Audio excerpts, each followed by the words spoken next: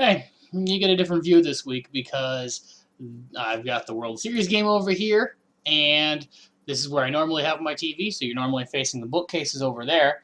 And this is take 2 of recording this video because somehow I got no audio on the first run, so we're doing the whole thing again. At least I saved my notes. Fuck! Welcome to week 7, again. This week, top scorer was Derek and his love of bouncing boobies, taking down Andy's Gridiron Junkies, 139 to 116.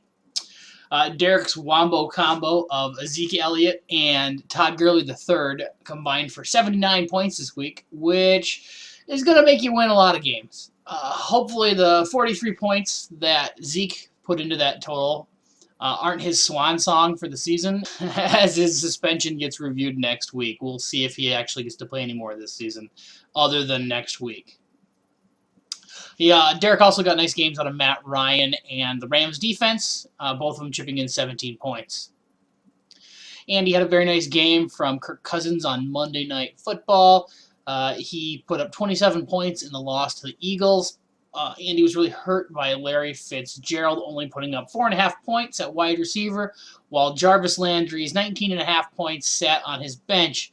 That 15 points wouldn't have been enough to close the margin of defeat, but it would have helped out a lot in the loss. This week's biggest blowout was Dak Deuce Drew taking down T-Boeing 747 Nick, 135 to 80, a 55-point margin. Holy crap, Amari Cooper's alive. Who knew? Well, at least for 1 week. We'll see if he keeps it going. As it turns out, if you want your star receiver to help you contribute to wins, maybe you should throw him the ball. A lot. Amari Cooper put up 41.5 points this week on 11 catches on 19 targets. So they were force-feeding him the ball, and it worked out as they came from behind and knocked off the Chiefs, who many people thought were going to be the best team in the league this year. So, well, at least to this point so far. Who knows if they'll be the best team at the end of the year, but they've been cruising so far. Tyreek Hill also chipped in 26.5 points on Thursday Night Football. It really put Nick in a hole for the weekend. Dak Prescott throwing 30 points into the pile on Sunday afternoon probably didn't help either. Nick did get a nice game out of Latavius Murray this week, 20 points, but he was really hurt by T.Y. Hilton only putting up 3.7 points and Demaryius Thomas only putting up 2 points.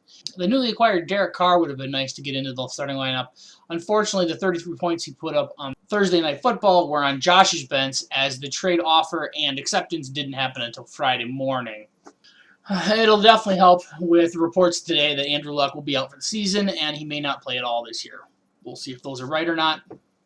This week's closest game, Saved by the Bell Brandon took down Pray for Mojo Jason, 111.2 to 107.7, a 3.5-point margin of victory.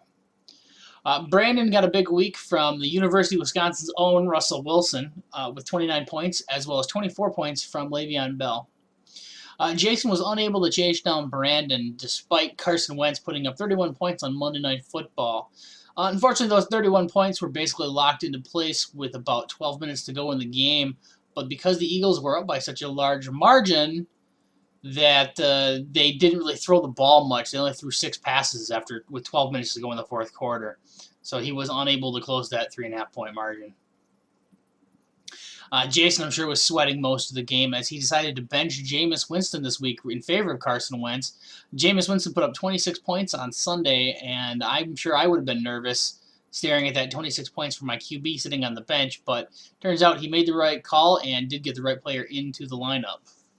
Had J Money played Benny Fowler in his flex spot rather than Tevin Coleman, which was about a 6-point margin between the two of them, he would close the gap in this game. Additionally, Brandon could have extended the margin by swapping out Jordy Nelson for Marquise Lee, which was a 7-point difference, or sliding Matt Forte in for Adrian Peterson, which was another 7-point difference. Both of those moves would have been a little bit more questionable ahead of time, other than just the Tevin Coleman for Benny Fowler swap, especially with Emmanuel Sanders being out this week. This week's beer review, Boulevard Brewing Company out of Kansas City. I'm drinking Tank 7 Farmhouse Ale. It's a similar Spotted Cow. It's a farmhouse ale. Spotted Cow is a farmhouse ale.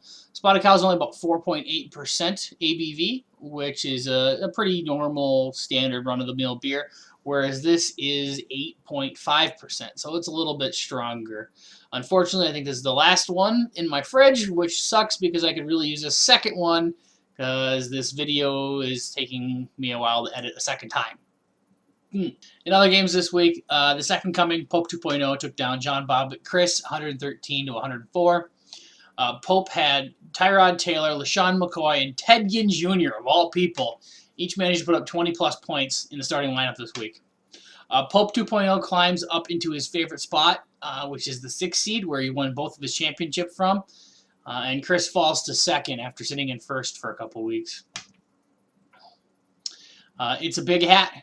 Pope 1.0 beat down, down goes Teddy Lee, 119 to 85. Speaking of 20-point games, Pope 1.0 had 3 of his own. He got 20 points plus from Julio Jones, Jordan Reed, and Mark Ingram. On a side note, while it's a great reference, "It's a Big Hat" is never actually said in the SNL sketch that you're referencing. I know, I always thought it was "It's a Big Hat," but it's an oversized hat. Mr. Reynolds, what are you doing? Yeah, I found this backstage, oversized hat. It's funny. No, it's not. Sure it is. It's funny. It's funny because it's bigger than a normal hat. And finally, Gronky Kong, myself, defeated I Win Because Y'all Drafted Josh, 101 to 56. The only 20-point player in this matchup was Alex Smith, lighting up the scoreboard on Thursday Night Football last week against the Oakland Raiders with 28 points. Last week's waiver wire man of the action was Orleans Darkwa, who I thought Andy would put on his bench, and I was correct on that. Andy did not decide to play him this week, which was good. He only managed to put up about 6.5 points out of his 9-point projected, which is about 2/3 or so. So not exactly what you're looking to see. And the other guy that was picked up last week was Big Ben. I just noticed that having this TV going over here is changing the color on my face here frequently. Right now there's a Reese's Pieces commercial on, so that's that way they're bright orange. You know what? I don't care. I want to watch the baseball game, so you have to deal with it. And the other guy that we talked about last week was Big Ben. There was a couple people that put in low bids for him. We weren't sure if he was going to be an improvement or if he was just going to be kept around as a keeper or what he was going to do. Pope 1.0 was the winner of him for $2 last week. It would have been good to have him into his starting lineup. I know I said, we don't want to know if Big Ben, who knows if Big Ben will go off or not. This week he definitely didn't go off, I guess. I don't know if 16.5 points is going off, but it was better than the 9 points that Scott got from Marcus Mariota in the starting lineup.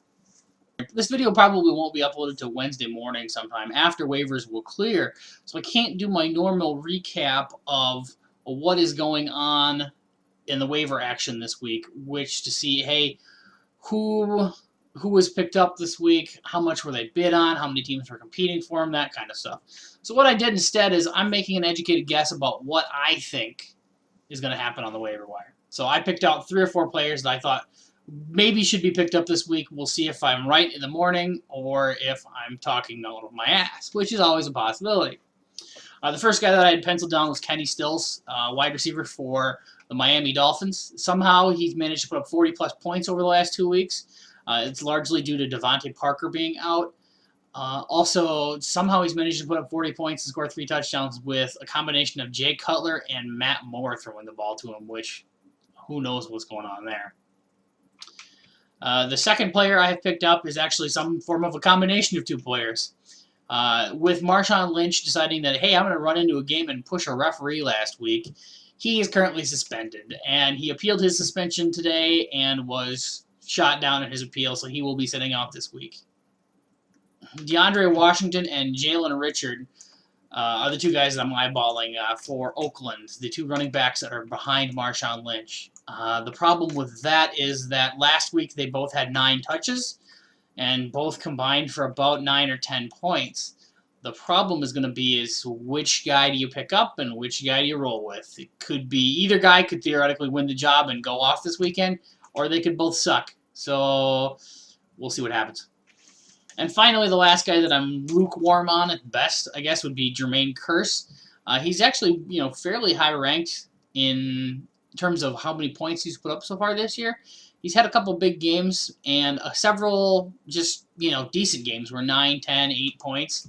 And the thing is though, he's getting those games with only 3-4 catches. I mean, this weekend he had 1 catch with a touchdown. So, I mean, he had like an 8-point game because of that, just because he caught a touchdown.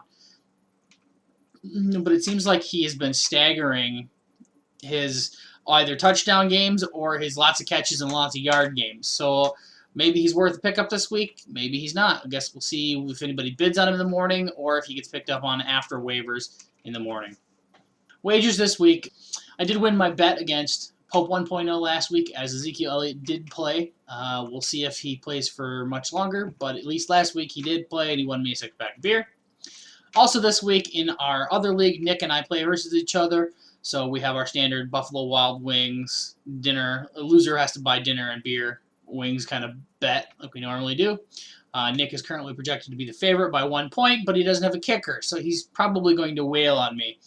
When we met earlier in the season in the Midwest Fantasy League, I was the projected favorite, and I snuck out an arrow win, so we'll see if he's going to return the favor and take me down as the favorite. We'll see you next week, and hopefully that this video does actually record and has sound.